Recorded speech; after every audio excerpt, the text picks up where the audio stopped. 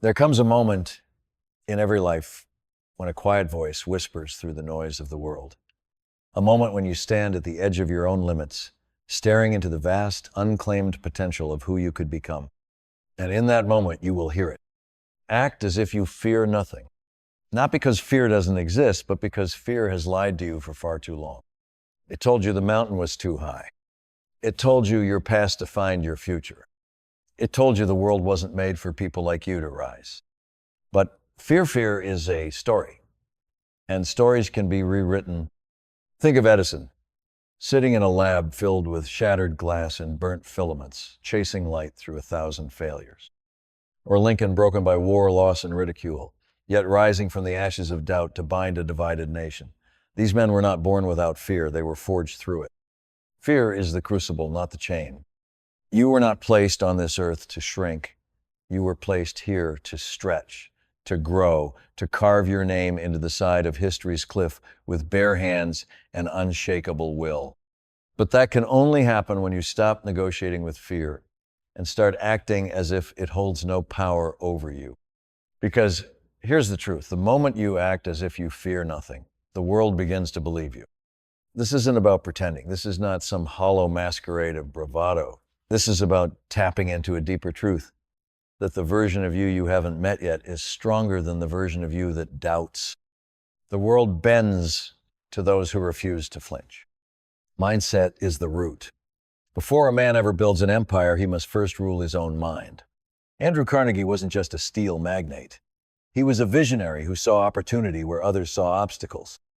He didn't wait for permission to become great. He decided, and then he became. You see, fear feeds on hesitation, on indecision, on the small cracks of doubt you allow to form when you forget who you are. But belief, true belief, the kind that can shatter walls, that begins with a decision to think higher, to speak bolder, to move as if destiny is waiting on your next step. You must command your thoughts like a general commands an army. You cannot afford the luxury of mental laziness. The world is too fierce, the stakes too high. Your mind is either your fortress or your prison. So ask yourself, what do you believe about you? Not what the world told you, not what your failures whispered, but what you know, deep down, when the noise dies and the truth stands alone. Because belief is a form of seeing. When you believe in your purpose, the fog begins to clear. Clarity is no accident. It is earned through silence, through solitude, through the relentless pursuit of truth. You will never act with power if your vision is weak. Disney saw an entire kingdom of imagination when others saw swampland. Ford saw cars in every driveway when others laughed at the idea of a motorized carriage. These men didn't wait for the world to believe. They believed first, and then they acted. Vision is a blueprint, but purpose is the fire that brings it to life. You must ask yourself the hard questions. What wakes you up in the middle of the night? What injustice stirs your blood? What problem were you born to solve? Because when your purpose is clear, your fear becomes irrelevant. You do not fear when your life is aligned with your calling. You do not hesitate when your steps echo with meaning. Discipline flows not from rigid routines, but from the gravitational pull of purpose. It pulls you out of bed. It silences the excuses. It sharpens your focus. And with purpose comes discipline. Not the cold, mechanical discipline of punishment and shame, but the burning discipline of devotion. A sacred obsession to become the kind of person who does not quit, who does not waver, who acts with certainty even when the outcome is uncertain. Because that is the great secret.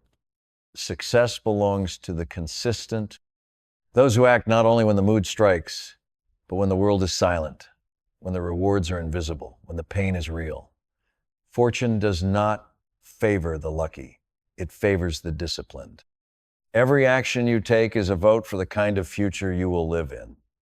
And every day is an election. Most people cast their votes with hesitation, with fear, with stories that were never theirs to begin with.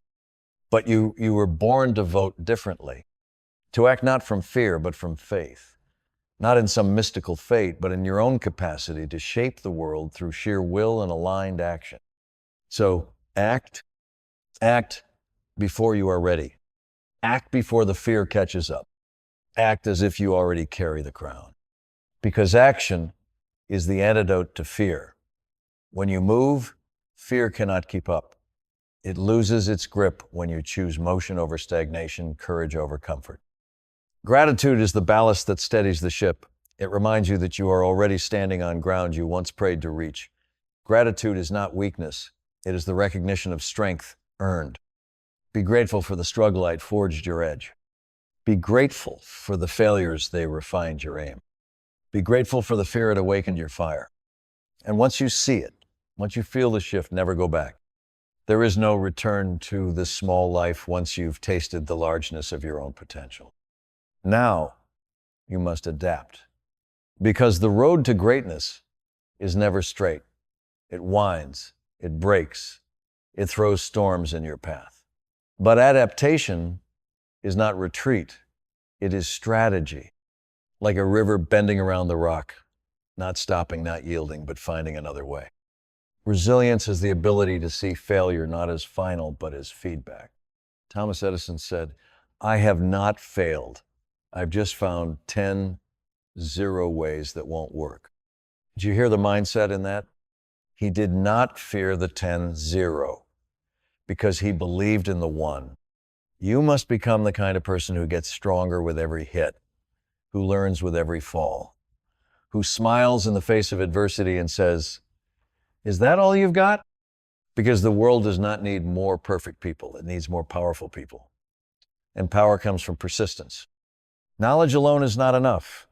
You must apply. Wisdom is the fruit of applied knowledge. Learning is not just consuming information. It is transformation through experience. Every book, every mentor, every scar, they are tools, but they are only useful if you use them. So use them. Learn fast, fail forward, adapt quickly, and above all, act as if you fear nothing. Not because you are invincible, but because you are inevitable. Because once you learn to move like a force of nature, the world will begin to move with you.